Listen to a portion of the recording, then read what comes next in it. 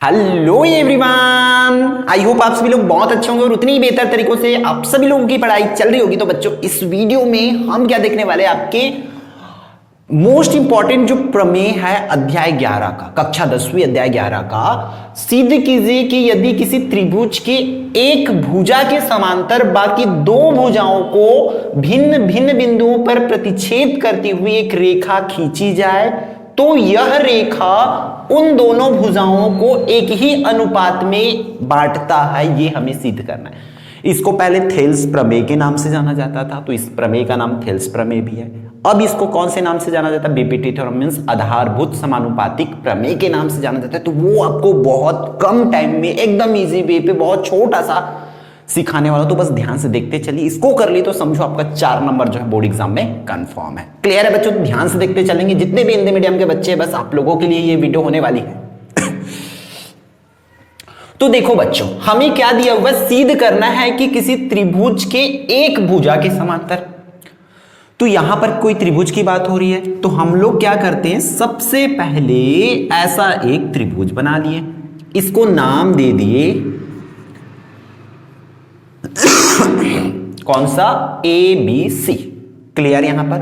अब यहां पर देखो, त्रिभुज में एक भुजा के समांतर बाकी दो भुजाओं को भिन्न भिन्न बिंदुओं पर प्रतिच्छेद करते हो।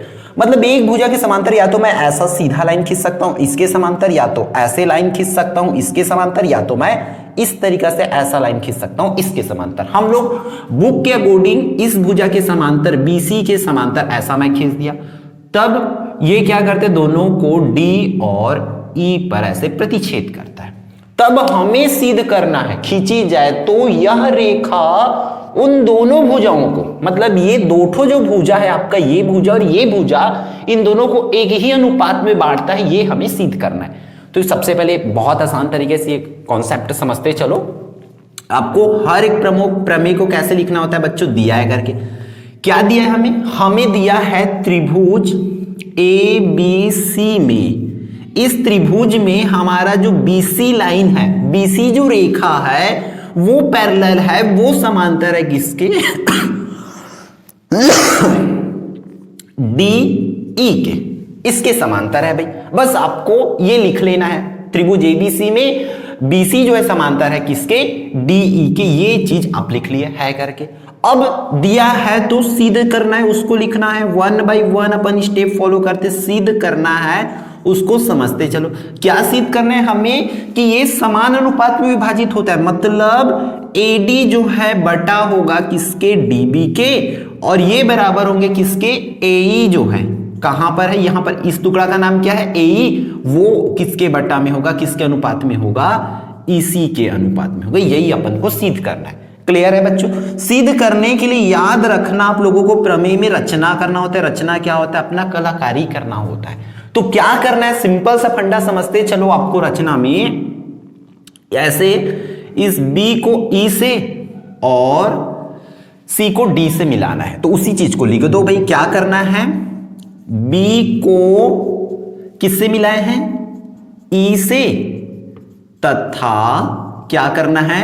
C को D से, इस C को D से मिलाया ना अपन, तो C को D से मिलाया। जो काम किए अपन उसको रचना में लिख लिए ऐसा।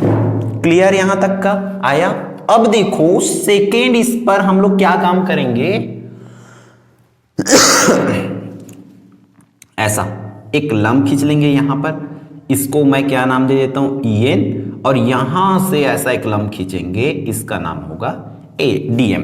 ठीक है? तो हमने क्या किया? DM लंब, जो DM लंब है किस पर खींचे? AC, तथा इस वाले लंब का नाम क्या है? EN लंब जो है किस पर खींचे? AB खींचे, ये खींचा। ये इस तरीका से लिख लिया। इतनी सी काम आप लोगों को करना है, क्योंकि प्रमेय को इस सिस्टम में बनाना ही पड़ेगा। ये लिखने की तरीका दिया है, सिद्ध करना है, रचना, ये चीजें आपको बता देना है। फिर बच्चों आप लोगों को क्या करना है? इसकी उपपत्ति, या इसी को क्या बोला जाता है? उत्पत्ति भी बोला जाता है। अभी भी गलत लिखा रहा है, ये उपपत्ति या उत्पत्ति भी बोला जाता है। तो देखो इसके लिए सिंपल सा फंडा है, सिंपल सा दिमाग है, उसको लगाते चलेंगे, आप लोग समझते चलेंगे कि कैसे इसको डील आउट करना है। तो देखो ये त्रिभुज है हमारा, मैं एक और रफली आई थिंक आप लोगों को विजिबल हो पा रही होगी।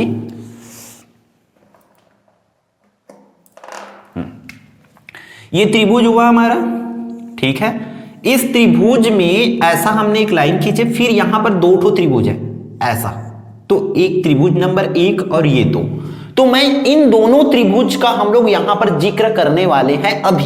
तो हम लोग लिखेंगे बच्चों उसको क्या, त्रिभुज, ऊपर वाले त्रिभुज का नाम देखो क्या है, इसका नाम है यहां पर A है, यहां पर D है और यहां पर E है, इसलिए उसका नाम क्या लिखेंगे, त्रिभुज ADE में, उस त्रिभुज में। और नीचे वाले त्रिभुज यहां पर है बच्चों आप लोगों का B, तो दूसरे त्रिभुज का जो नाम है उसका नाम क्या है आप लोगों का, BE, और क्या लिख लेना आपको D, त्रिभुज BED में। तो दोनों का सीधा सीधा क्या करो, एकदम इजी वे पे बता रहा हूं, ट्रिक देखो क्या लिखना है, एरिया ऑफ लिख देना सीधा, एरिया ऑफ त्रिभुज ADE, और नीचे में इसके एरिया निकाल दो, एरिया मतलब क्षेत्रफल है ना, त्रिभुज BED, इस तरीके से। तो त्रिभुज के क्षेत्रफल का सूत्र क्या होता है आप लोगों को पता है, 1/2 आधार गुणा में ऊंचाई। सिमिलरली नीचे वाले त्रिभुज का भी वही होगा, 1/2 आधार गुणा में ऊंचाई, ये हो जाएगा। अब यहां पर इसको जस के तस लिखते चलेंगे, अब वैल्यूज रखते चलो, मान रखेंगे तो 1/2 गुणा। अब देखो बच्चों यहां पर एक ट्विस्ट आ रही है, आधार पहचानना है कौन से त्रिभुज का, ADE का, ऊपर वाले त्रिभुज का। तो ऊपर वाले त्रिभुज में देखो हमने ऐसा यहां से खंभा खड़ा किया है, EN नाम का खंभा, ठीक है। तो भाई खंभा किस पर खड़ा होगा, अगर आप लोग ऐसे जमीन पर खड़ा करोगे आधार पर, इसी पे, तभी तो खड़ा होगा ना। तो यही हमारा क्या हो जाएगा, आधार हो जाएगा, कौन सा, AD गुणा में ऊंचाई। इस पर खंभा कौन सा गड़ा है इस पूरे लाइन में, EN खंभा यहां पर लिखे हैं, EN लंब जो है AB पर है ना, ये AB लाइन था पूरा, उस पर कौन सा खंभा खड़ा है, EN। तो ये हो जाएगा आप लोगों का EN। नीचे में सिमिलरली 1/2, और नीचे वाले त्रिभुज की आधार कौन सी होगी, ये वाले त्रिभुज का, इसका, तो ये भी इसका आधार बनेगा, क्योंकि सिद्ध करने के हिसाब से देखते चलो DB है ना इस पर, इसलिए यहां पर DB आएगा। और उस पूरे लाइन पर एक ही तो खंभा गड़ा है, कौन सा खंभा गड़ा है, EN खंभा गड़ा है, देखो ये वाला एक ही तो लंब डाले ना, तो EN आ जाएगा। आप इस तरीके से कर लोगे, फिर सिद्ध करने वाले को देखते चलो, AD/DB रहना चाहिए, ये दिमाग में रखो यहां पर। फिर 1/2 बच्चों आप लोगों का कट जाएगा, उसी तरीके से EN और EN कट जाएगा, तो बाकी क्या रहेगा, इन चीजों को समझो, AD/DB ये बाकी रहेगा, और ये होगा समीकरण नंबर 1। इधर वाले लाइन को भी पूरा लिखेंगे, जस के तस उतारते जाएंगे, सेकेंड स्टेप में भी लिख लेंगे, मैं थर्ड स्टेप में डायरेक्ट कर रहा हूं, ADE, एरिया ऑफ हो जाएगा बच्चों कौन सा, त्रिभुज BED, इस तरीके से कर लेना आपको। तो ये बना समीकरण नंबर 1 आप लोगों का। अब हम लोग चलते हैं आगे, बढ़ते हैं इस पर, किस पर भाई, ये वाली पोर्शन पर। अब हम देखेंगे ऊपर वाले त्रिभुज को और इस वाले त्रिभुज को, ठीक है। तो अगेन हम लोग लेंगे इस बार पुनः, अब किस पर देखेंगे, त्रिभुज, ऊपर वाले त्रिभुज को लेंगे ही लेंगे। ऊपर वाले त्रिभुज का नाम क्या था, ADE, व त्रिभुज, कौन सा त्रिभुज भाई, अब इसकी बारी होगी, ये नीचे वाले का, इसका पहले इसको लिए थे ना, इस वाले को, ऐसा वाले को। अब ऐसा लाइन जो खींचे है ना हम लोग बच्चों, उस तो इसको लेंगे, उसका नाम हो जाएगा CED में, ठीक है। ऐसा रख सकते, कोई दिक्कत नहीं है, नाम का क्या है ना, चलो ऐसा रख लेते हैं, उसमें जैसे रखे थे CDE, मतलब उसमें देखो, अब मतलब उधर गए थे फिर अंदर आए थे ना, तो इसमें भी उधर जाएंगे फिर अंदर आएंगे, ऐसा, इसलिए उसका नाम ऐसा CDE रख दिया, क्लियर। अब दोनों का क्या निकालेंगे, एरिया ऑफ त्रिभुज ADE, इसको भाग करेंगे इससे, एरिया ऑफ त्रिभुज CDE। अब देखो सीधा सीधा सूत्र तो वही होना है, 1/2 आधार गुणित ऊंचाई वाला, तो वही उसी चीज को फिर से लिख लेना, 1/2 आधार गुणा में ऊंचाई, ये हो जाएगा। अब 1/2, फिर इसका भी बच्चों क्या हो जाएगा, आधार गुणा में ऊंचाई, इस तरीके से लिखेंगे। अब 1/2 का 1/2। अब इस पर आधार कौन सा होगा, ऊपर त्रिभुज पर। अब हम लोग इस साइड को बात कर रहे हैं, इसलिए देखो इसमें क्या सिद्ध करना है, AE/EC, इसलिए ऊपर में AE रहेगा, ठीक है। और इस पर खंभा कौन सा खड़ा किए हैं, AC लाइन पर। देखो AC लाइन पर हमने क्या लिखे हैं, DM खंभा खड़ा किए हैं, इसलिए यहां पर बच्चों DM लिखेंगे। और 1/2 फिर इस पर देखो, पहले ऊपर वाले पोर्शंस को लिए A से E तक को, अब इस टुकड़े को लेंगे, आधार कौन बनेगा, ये वाला टुकड़ा EC। सिद्ध करने के हिसाब से भी फॉलो कर सकते हैं। और लंब कौन सा है उस पर, DM। अगेन 1/2 कटेगा, DM और DM कटेगा, तो बाकी क्या रहेगा, AE/EC।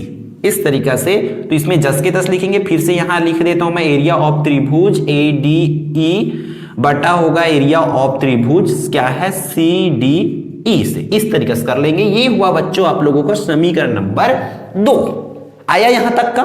अब देखो हमें तो इन दोनों को इक्वल टू में लाना है, मतलब ये दोनों बराबर होना चाहिए, इसके ये वाला साइड और ये वाला साइड बराबर होना चाहिए। उसको बराबर करने के लिए क्या जरूरी है कि हमारा वो लेफ्ट हैंड साइड और ये वाली साइड बराबर होना चाहिए।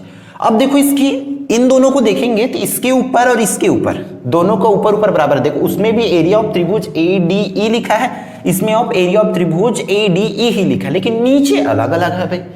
अब हम लोग इसके नीचे को सेम करेंगे, कैसे वो चीजें समझते चलो, ठीक है।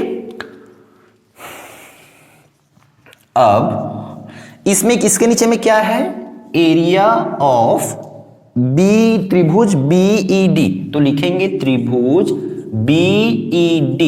ये बच्चों बराबर होंगे इसके एरिया ऑफ त्रिभुज CDE। इस तरीके से ये बराबर होंगे भाई। अब ये बराबर होंगे क्यों, इन चीजों को समझो यहां पर कॉन्सेप्ट को कि क्यों ये दोनों बराबर होगा, ठीक है। अब यहां पर ये लाइन आपस में बराबर इसलिए होंगे क्योंकि ये दोनों एक ही क्या है, एक ही दोनों की एक ही आधार पर बना वृत्त है, त्रिभुज है। ये लिख सकते हो एक ही आधार पर बना है, या मतलब एक ही आधार पर बना, इसलिए जैसे बुक में लिया कॉन्सेप्ट ये लिखेंगे, बाजू में यहां पर जगह है आप लोग क्योंकि लिख लेंगे एक ही आधार पर बना वृत्त है। क्या लिख लेंगे वहां पर, एक ही आधार पर बना वृत्त है, इसलिए ये दोनों लाइन आपस में क्या होगा, बराबर होगा। ऐसा करके आप लोग लिख लेंगे। क्लियर है। या हम लोग समांतर वाला भी बोल सकते हैं, ये वाला जो BC और DE समांतर है करके, इसको भी आप लोग वहां पर लिख सकते हो।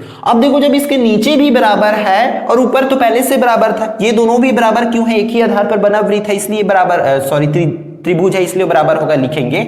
उसके बाद सीधा सीधा लिख लेंगे समीकरण 1 व 2 से, ठीक है। बहुत तामझाम अपन करते नहीं है, सीधी बात फंडा पे चलते, जो अपन को प्रूफ करना है। जब इसकी ये पूरी तरीका से बराबर है लेफ्ट हैंड साइड, तब उसके राइट हैंड साइड भी बराबर होगा। AD बटा में DB बराबर होगा किसके, AE बटा में EC। ऐसा तो यही हमें सिद्ध करना था। तो लिख दो बच्चों, क्या सिद्ध हुआ, ये हो गया भाई आपकी कंफर्म 4 नंबर। इस तरीके से करोगे तो बस यहां पर एक कॉन्सेप्ट लिख लेना इस जगह पे, तब थोड़ा अच्छा सा इसका स्वाद बढ़ जाएगा कि एक ही वृत्त का बना त्रिभुज है इसलिए ऐसा होगा करके। क्लियर है। तो ये रहा आपके थेल्स प्रमेय, आधारभूत समानुपातिक प्रमेय, जिसको आपको 4 मार्क्स में पूछे जाएंगे। तो बस ध्यान से इसको 1-2 बार और कर लो। और भी वीडियोस में बनाया हूं, उसमें थोड़ी सी ज्यादा डिटेल है, उसमें बच्चों को दिक्कत आ रही थी, इतनी बड़ा सा बताते हो आप लोग, इतना लंबा बताते हो ऐसा। तो इस बार थोड़ा सा शॉर्टकट, थोड़ा नहीं बहुत ज्यादा शॉर्टकट हो गया, एकदम छोटा सा कर दिया हूं इसको, ताकि आप लोग अच्छे से कर पाओ और जो है आपको पूरे मार्क्स जो है बच्चों मिल जाए। ठीक है, तो इस वीडियो में इतना ही, फिर हम मिलते हैं आने वाले इंपॉर्टेंट वीडियो में। जय जवाहर जय जवाहर।